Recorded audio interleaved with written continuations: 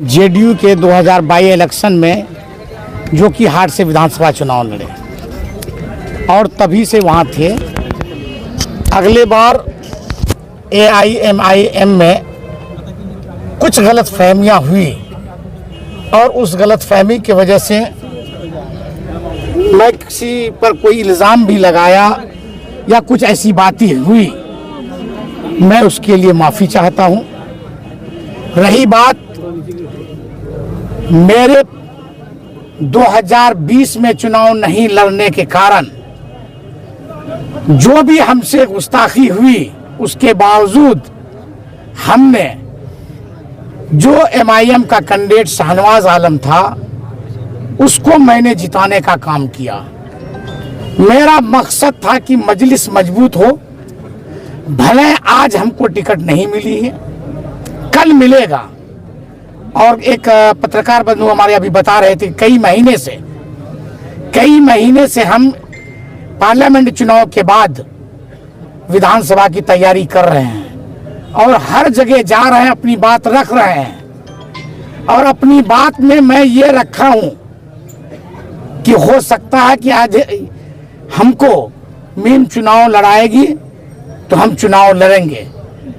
रही बात की बैरिस्टर असदुद्दीन ओवैसी साहब और अख्तरुल ईमान साहब विधायक अमोर, कई जो इसका मजलिस में बयान है और मुल्की सतह पर बैरिस्टर साहब का जो कारनामे हैं उससे मुतासिर होकर मैं पूरी तरह आज MIM का मजलिस इत्तेहादुल मुसलमीन का हम सदस्यता ग्रहण करते हैं, रुकनियत लेते हैं।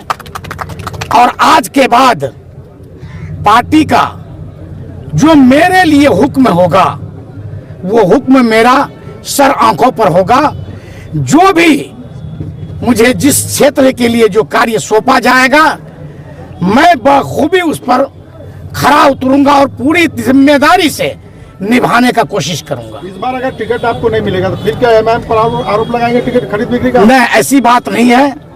उस वक्त कुछ मैंने बताया कि कुछ गलतफहमियां हुई, मैं कुछ इल्जाम भी लगाया, लेकिन बाद में ये बात जब साफ हुई, मेरे नज़र में ये बात आई, मैं अपनी माजरत भी पेश किया और मुल्क के हालात के तहत मैं बहुत सारी बातें अभी मंच पर कहूँगा।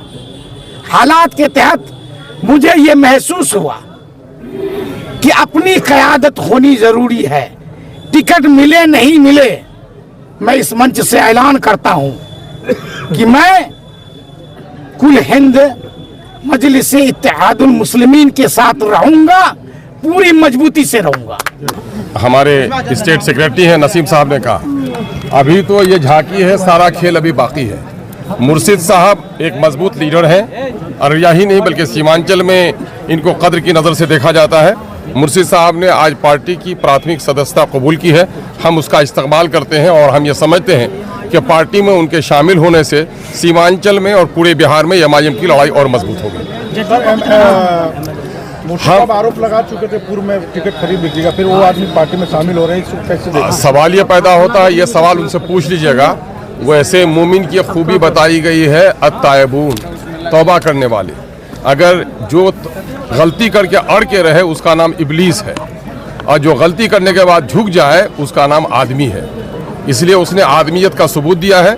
खुद उसके अंदर में जो पसेमानी हुई है, एक आदमी जो सुबह का भूला हुआ शाम को लौट के आए तो उसे भूला हुआ नहीं कहा जा सकता है। और यकीनन है जिस बच्चे से आप मोहब्बत करते हैं अगर बिछड़ के मिले तो और मोहब्बत से उससे मिलते हैं, इसलिए हम उसको उसका मुबारकबाद पेश करते हैं। चुनाव को लेकर ये सर एक झांकी है, यकीनन अभी बड़ा खेल बाकी है ना। ये झांकी देखकर अभी तो हम लोग ये कर रहे हैं कि दुश्मन कहीं बेहोश न हो जाए, इसलिए धीरे धीरे गिराया उसको, है ना।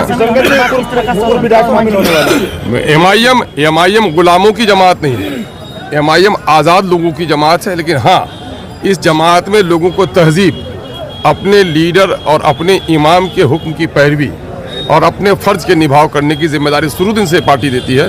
पार्टी कहती है कि हमको ला औलाद रह जाए बेहतर है, लेकिन हमको नाफरमान और बदतमीज़ औलाद नहीं चाहिए। हम लोग पार्टी में लोगों को शामिल करते जा रहे हैं एक एक विधानसभा से 2500 बड़े बड़े लीडर शामिल हो रहे हैं।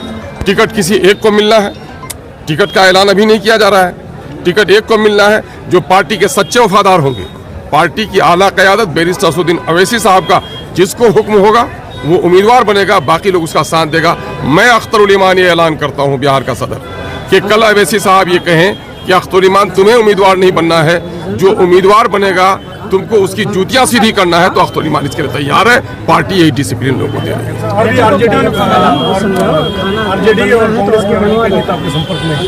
नहीं, मैं कह रहा हूँ कि दर्जन भर लोग नेता संपर्क में हैं और लोगों को मायूसी हुई है।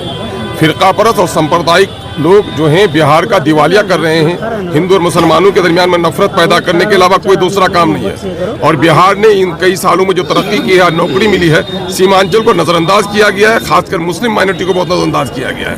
तो बहुत सारे लीडर मायूस हैं। बल्कि मैं आपको बता दूं कि राजद में और कांग्रेस में माइनॉरिटी के लीडर हम लोग से मिल के कहते हैं कि जब से आप लोग खड़े हुए थोड़ी हम लोगों को इज्जत मिली है, वरना हम उनकी हालत गुलामों की है। बहुत सारे लोग उन जंजीरों को तोड़कर MIM में शामिल हो रहेंगे और MIM में एक नया इनकलाब बर्पा करेंगे। सरकारी धनराशि को बर्बाद करना उनको है। नौकरशाहों का जो पैर पकड़ता हो, जो बिहार की गरिमा का ख्याल न करके प्रधानमंत्री के पांव को पकड़ता हो, हमें खेद है इस बात पर।